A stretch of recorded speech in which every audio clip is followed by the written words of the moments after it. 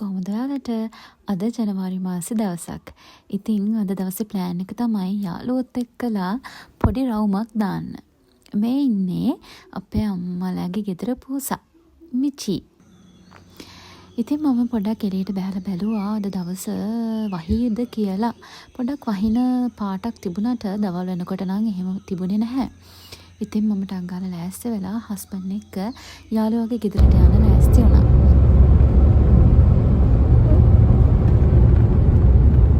යාළුවගේ ගෙදර ලස්සන පැල වගේක් තිබුණා.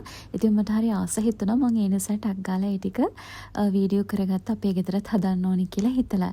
මේ තියෙන්නේ එයාගේ ලස්සන වගාව. එයා ඉන්නේ ඇනෙක්ස් එක්ක. ඉතින් හරි ලස්සනට එයා එක තියාගෙන තිබුණා. ඉතින් මගේ අනිත් යාළුවෝ ටිකත් ආවා. දැන් මේ කට්ටිය කතා කර අපේ යාළුවා ලෑස්ති කරලා තිබුණු ෆස්ට් එක ගන්න තමයි ඉතින් ලෑස්ති උනේ. හරිම රසට ලස්සනට එයා ඒක ඇරේන්ජ් කරලා තිබුණා. ඊට පස්සේ අපි ඔක්කොම එකතු වෙලා නාන්න යන්න තමයි මේ හදන්නේ. හරියට ගෙදර ෂවර් එකක් නෑ වගේ අපි කට්ටිය ලෑස්ති වුණා නාන්න යන්න. ඉතින් අපි කට්ටිය අද යාළුවෝ ඔක්කොම එකතු වෙලා ඉන්න නිසා මේක හරි ෆන් ගමනක් වුණා.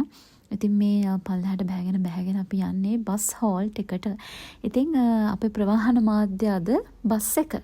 ඉතින් අපි යාළුවගේ ගෙදර ඉඳලා ආවා පරයි තොට කියන නාන තැනට.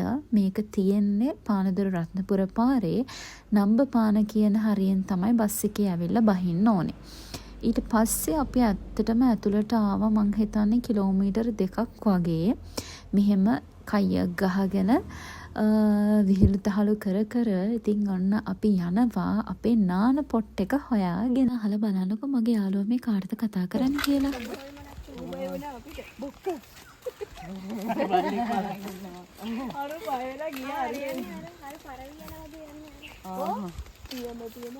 කිලෝමීටර් 2ක් විතර අපි ඇතුළට ආවට පස්සේ ඔන්න අපිට දැන් හම්බ වුණා අපේ නාන තැන. ඉතින් නාන තැන් කීපයක්ම තියෙනවා. අපිට පොඩ්ඩක් පාර දෙකේ උඩට එනකොට තැන් කීපයක් හම්බුණා. මේ වෙලාව උදේ ඇත්තටම කිව්වොත් 11ට වගේ ඇති. හැබැයි ඒ වෙනකොටත් සෙනග ඇවිල්ලා හිටියා. හැබැයි මේ ජනවාරි මාසේ දවසක් නිසා ටිකක් පායනවා මේ පැත්තට. මේ ඉංගිරිය නම්බපාන මේ පැත්තට. ඒ නිසා වැඩි වතුර තිබුණේ නැහැ. අපි ඉතින් නාල කරලා ඇවිල්ලා යාළුවා හදපු රසම රස වැනිලා චොක්ලට් දාපු කේක් එකක් කාලා උයන්න තමයි ලෑස්ති වුණේ. ඉතින් අපි යාළුවෝ ටික කතා වුණා කඩෙන් කන්නේ නැතුව අපි ගෙදර මොන හරි හදාගෙන කමු කියලා. ඉතින් අන්න ඒ නිසා මගේ යාළුවෝ ටික රෙඩි වුණා කෑම හදන්න. අපි හිතුවා කහබත් එකක් හදලා චිකන් හදලා අර කේරළ ස්ටයිල් එකට මේ දවස්වල වයිරල් වෙන සම්බෝලයක් තියෙන්නේ. අන්නේ සම්බෝලේ හදලා කෙහෙල් කොලේ දාලා කන්න තමයි හදන්නේ. ඉතින් මොනවා තිබුණත් මේ මෙනු එකට පරිප්පුවකුත් ඕනේනේ. ඒ නිසා අපි හිතුවා අපි පරිප්පුත් හදමු කියලා. ඉතින් මේ විදිහට චිකන් එකයි මම කිව්වා අර කේරළ ස්ටයිල් එකට සම්බෝලේ හැදෙන ගමන් තමයි දැන් තියෙන්නේ.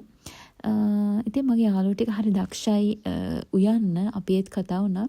අපේ ජොබ් ඔක්කොම නැති වෙලා ගියත් අපි කට්ටිය එකතු වෙලා රෙස්ටොරන්ට් එකක් දාගමු කියලා. ඉතින් මගේ යාළුවා චිකන් කරි එක හදන්න තමයි හදන්නේ. අර කළු පාටට චිකන් හදන්නේ ඔක්කොම සේරම අඹරලා මිරිස් කළු පාට කරලා 3-5 බැදලා එහෙම හදන්නේ. අන්න ඒ විදිහට තමයි මේ හදන්න යන්නේ.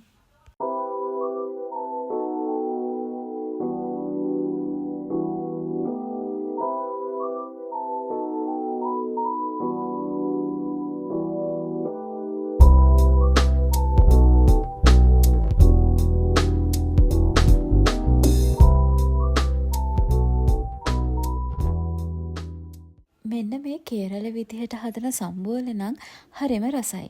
මේකට තක්කාලි, ලූණු, කරපිංචා, රම්පේ, වියලි මිරිස් කරල්, සුදු ලූණු මේ හැම එකම බැදලා භාජනයකට දාලා හොඳට කුරු කරලා ලුණු ටිකක් දාලා මේ විදිහට අනලා රසම රස සම්බෝලේ හදාගන්න පුළුවන්. ඉතින් අපි කෑම හදලා ඉවර වෙලා කෙසෙල් කොලයක් සෝදලා තවල අරගෙන අපි හැමෝම අද මේ එකට ඉඳගෙන කන්න තමයි හදන්නේ. ඉතින් අපි යාළුවෝ හැමෝම අද හම්බ වෙච්ච දවස නිසා අපි හිතුවා මේ විදිහට කරොත් ගොඩක් ෆන් වෙයි කියලා.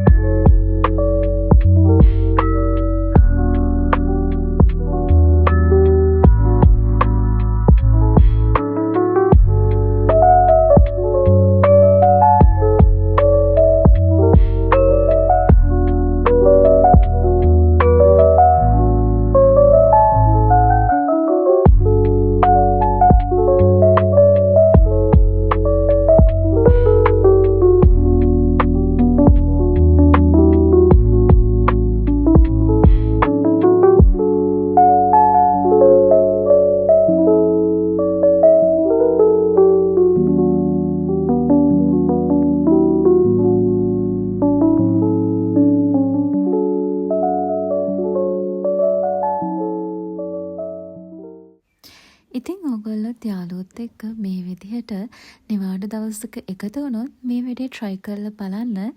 හරිම ෂෝක් වැඩක්. සින්දුවක් දාගෙන උයලා හරිම රිලැක්සිං වැඩක්.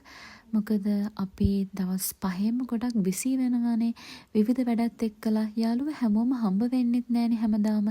අන්න ඒ නිසා මේ වගේ වැඩක් නම් නිවාඩු දවසකට කරන්න හරිම ෂෝක්. ඉතින් අපේ යාළුවෝ ඩෙසර්ට් හදලා තිබුණා. ඒවත් කාලා අපි අද දවස අවසන් කරන්නයි හදන්නේ. ඉතින් මෙන්න මේ වගේ ලස්සන වීඩියෝ ඔයගොල්ලෝ බලන්න කැමති නම් මගේ YouTube channel එකට like එකක් දාන්න, comment එකක් දාන්න, ඒ වගේම subscribe කරන්න. එහෙනම් ගිහින් එන්න. bye bye.